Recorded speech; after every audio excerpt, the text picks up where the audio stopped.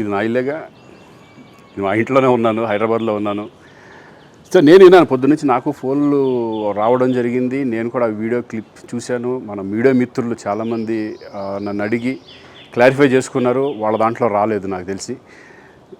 చాలా ఇట్లా శ్రీకాంత్ ఇలా బెంగళూరులో రేవ్ పార్టీకి వెళ్ళాడు, హేమ వెళ్ళింది, ఈ టైప్లో ఏవో వచ్చినాయి.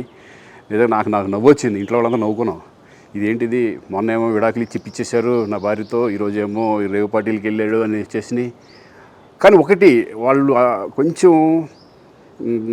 తొందరపడ్డంలో ఇది లేదనిపించింది. ఎందుకంటే వాడెవడో, అతను ఎవరో కానీ కొంచెం నాలాగా ఉన్నాడు. వాడు కొంచెం ఇలా కప్పుకొని, అది గెడ్డం ఉంది, బట్ ఇప్పుడు గెడ్డం నాకు లేదు అని, బట్ గెడ్డంతో నేను షాక్ అయ్యాను. ఇదేంటిది నాలాగా ఉన్నాడు ఏంటి అని నేనే షాక్ అయ్యాను. సో దయచేసి ఎవరు నమ్మొద్దు.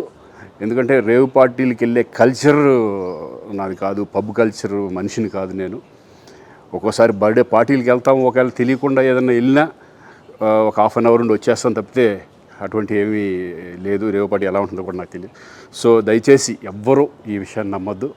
హ్యాపీగా నేను హైదరాబాద్లో ఉన్నాను, మా ఇంట్లోనే. ఇప్పుడు మా ఇంట్లో నుంచే నేను ఇది చేస్తున్నాను. సో దయచేసి మీడియా మిత్రులందరికీ కూడా నేను చెప్పేది ఏంటంటే, ఏ విషయం కరెక్ట్గా తెలుసుకోకుండా మీరు కూడా థంబ్నైల్స్ పెట్టేసేసి, నా బొమ్మ వేసేసి రేవ్ పార్టీలో పట్టుబడ్డ శ్రీకాంత్ ఈ టైప్లో వేస్తున్నారు. కాబట్టి దయచేసి ఎవరు నమ్మొద్దు. అది అతను అలాగా ఉన్నాడు అనే ఒక విషయంలో మీరు పొరపాటు పడి ఉంటారని నేను అనుకుంటున్నాను. దయచేసి అది నేను కాదు. Thank you. ఇటువంటివన్నీ కూడా నిజంగా కొంతమంది, వాళ్ళందరికీ నిజంగా థ్యాంక్స్ చెప్పుకుంటున్నాను నేను. కొంతమంది మీడియా మిత్రులు నాకు డైరెక్ట్గా తెలుసు కాబట్టి, వాళ్ళ ఫ్రెండ్స్ లాగా నన్ను ఇచ్చేస్తారు కాబట్టి, వాళ్ళందరూ నన్ను డైరెక్ట్గా అడగడం, నేను చూసి ఇద్దరు నవ్వుకోవడం, వాళ్ళు వాళ్ళ దాంట్లో వేయకుండా చూశారు కొంతమంది. వాళ్ళందరూ కూడా నేను థ్యాంక్స్ చెప్పుకుంటున్నాను.